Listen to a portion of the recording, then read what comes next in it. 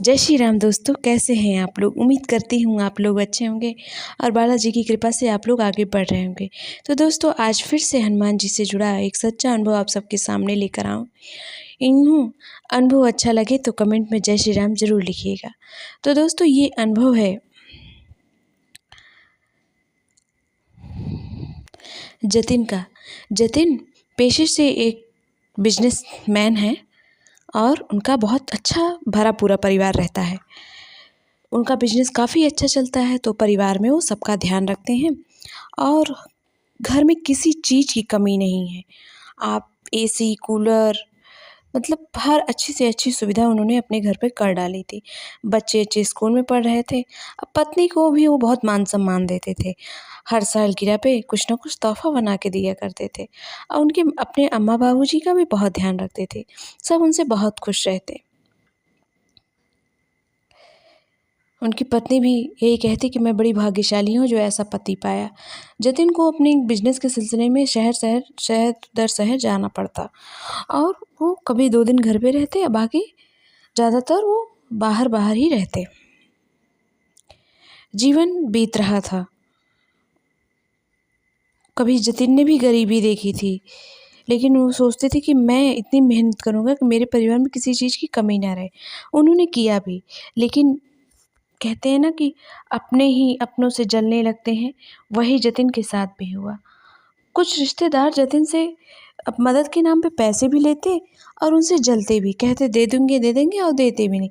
जतिन भी कहता जाने दो, भगवान ने मुझे उस लायक बनाया है तो मैं दे देता हूँ। लेकिन लोगों को इससे कोई वो नहीं था। वो जतिन को एकदम बैठा हुआ और उसे एकदम बर्बाद कर देना चाहते थे। कहते हैं ना कि जब बुरी नज़र आप पे या आपके घर पे पड़ जाए तो बहुत चीज़ें बिगड़ने लगती हैं, बहुत बुरा होता है। अगर आपने उन पे ध्यान नहीं दिया तो कुछ नहीं बचता। पहले तो मुझे भी लगता था कि नज़र जैसी चीज़ें नहीं होती, लेकिन शायद होती हैं। इन सब चीज़ों पे बहुत ज़्यादा नहीं, लेकिन हमें इतना ध्यान देना चाहिए। अगर आप प्रेमानंद महाराज जी कहते हैं ना कि आप नाम जप करते हैं तो असर नहीं होता, तो नाम जप करिए, ज़्यादा कुछ करने की ज़रूरत। तो जतिन इन सब चीज़ों को नहीं मानता। उसके बिजनेस में उसका लाखों का नुकसान हुआ। उसने सोचा बिजनेस में होता रहता, लेकिन उसकी पत्नी ने कहा कि एक बार पंडित जी को दिखा लेते हैं या कुछ पूजा करवा लेते हैं, आपको इतना नुकसान कभी नहीं हुआ है। वो भी जब आप अपना सारा काम ईमानदारी से कर रहे हैं तो फिर कैसे।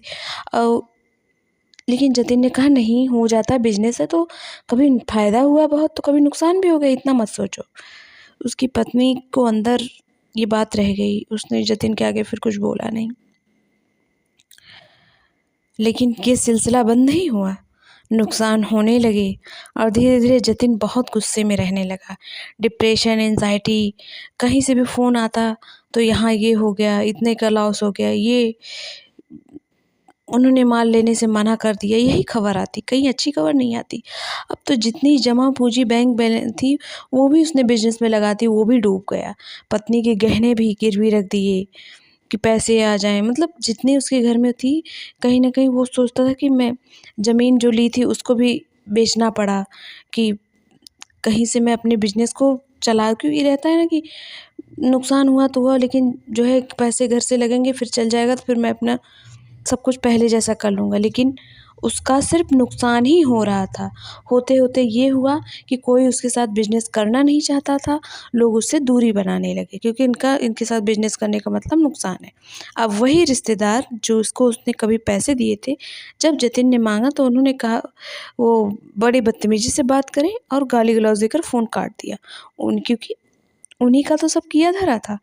अब जतिन के स्वभाव में भी धीरे धीरे बहुत परिवर्तन आने लगा। दिन भर कमरे में बंद रहता और जब भी निकलता तो झगड़ा करता। पत्नी खाना बनाती तो कहता इसमें नमक ज़्यादा, इसमें मसाला ज़्यादा, तुम्हें किसी चीज़ का तरीका नहीं आता। बात तो यहाँ तक आ गई कि उसने अपनी पत्नी के ऊपर हाथ तक उठाने के लिए हाथ बढ़ा दिया। मारा नहीं, लेकिन उसका गुस्सा इतना ज़्यादा बढ़ गया।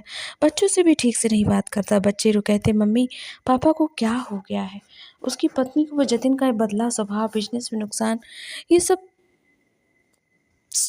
असामान्य नहीं लग रहा था। फिर उसने अपनी माँ को ये बात बताई। उसकी माँ ने अपने पंडित जी को दिखाया तो उनके पंडित जी ने कहा, जतिन का नुकसान कोई सामान्य नुकसान नहीं है, उसके ऊपर तंत्र क्रिया की गई है, बुद्धि बंधन, और ऐसा कि जिससे वो बर्बाद हो जाए। ये तो बस शुरुआत है, आगे बहुत कुछ हो सकता है अगर समय रहते ना किया गया। जतिन की पत्नी की माँ ने उसकी पत्नी को बताया कि पत्नी बहुत परेशान हो गई। उसने जतिन को, जब जतिन थोड़ा शांत था तो उसने बताया कि आपके ऊपर बुद्धि बंधन और हमें हमारे नुकसान करने के लिए तंत्र विद्या की गई है। अब क्या किया जाए, पूजा करवाई। जतिन ने कहा कुछ नहीं करूँगी। फिर उसे याद आए अपने बालाजी। बालाजी को तो मानता ही था, लेकिन बिजनेस में वो इतना वो हो गया कि अपने प्रभु के लिए वो समय ही ना दे पाए। बस कहीं देखता तो प्रणाम कर लेता। फिर उसने हनुमान चालीसा पढ़नी शुरू की। उसमें एक लाइन है ना, जो 7 बार पाठ कर कोई छूटई बंदी महासुकोई। तो उसने वही पाठ किया कि मैं कोई पूजा नहीं कराऊंगा, किसी पंडित के पास नहीं जाऊंगा, मैं 108 हनुमान चालीसा का पाठ करूंगा और सब कुछ अपने बालाजी को सौंप दूंगा। उन्होंने ही मुझे इस लायक बनाया था कि मैं बिजनेस करूं और वही फिर से मुझे खड़ा करेंगे। फिर क्या, आने वाले मंगलवार को जतिन सुबह ही नहा धो के बैठ गया। बालाजी की मूर्ति, एक फ़ोटो लगाई, दिया जलाया, पानी रखा, थोड़ा प्रसाद चढ़ाया और 108 हनुमान चालीसा की किताब लेकर बैठ गया और कहा, बाबा मेरा 108 हनुमान चालीसा अच्छे से पूरा करवाना और आप और राम जी ज़रूर आना, और मैं जिस चीज़ के लिए कर रहा हूँ मेरी बुद्धि बंधन को ख़त्म करिएगा, मेरे परिवार पर तंत्र विद्या को ख़त्म करिएगा।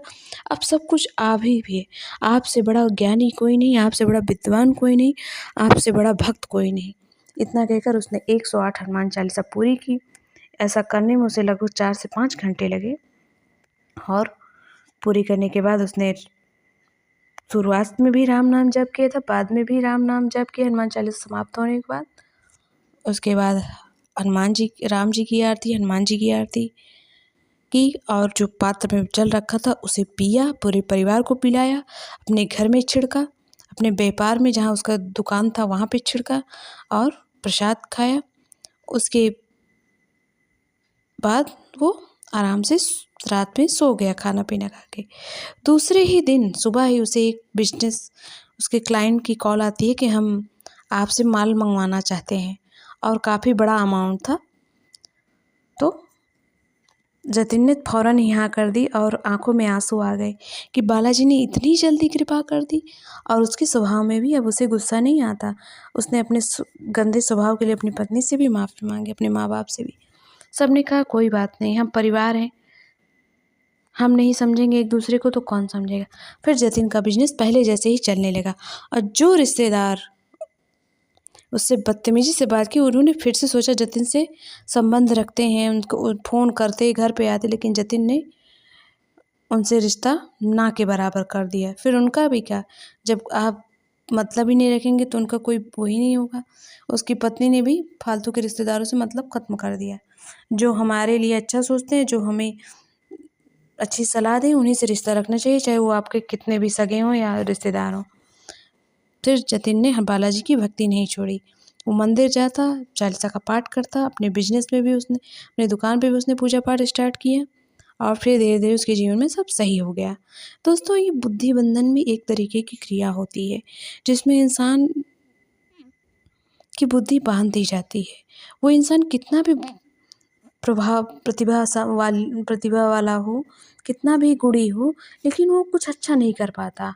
वो अपने स्वभाव के विपरीत काम करता, ऐसा करता है कि समाज में उसकी प्रतिष्ठा गिर जाए, बदनामी हो और चारों तरफ, मतलब चारों तरफ सिर्फ अपमान ही हो और नुकसान पे नुकसान हो। अगर आपके साथ भी ऐसा कुछ हो रहा है तो आप बालाजी की शरण में जाएँ या आपके किसी जानने वाले के साथ बुद्धि बंधन जैसी क्रिया, पहले वो अगर बहुत अच्छा था और एकाएक वो बहुत गिरता चला जा रहा है, तो बालाजी की शरण में जाएँ या किसी अपने ऐसे पंडित जी को जो बहुत सटीक उपाय बताएँ उसको कर लें। बहुत पैसे खर्च करने वाला मत करें। और अगर कोई आपकी मदद नहीं कर सकता तो हमारे बालाजी की शरण में जाएँ, वो आप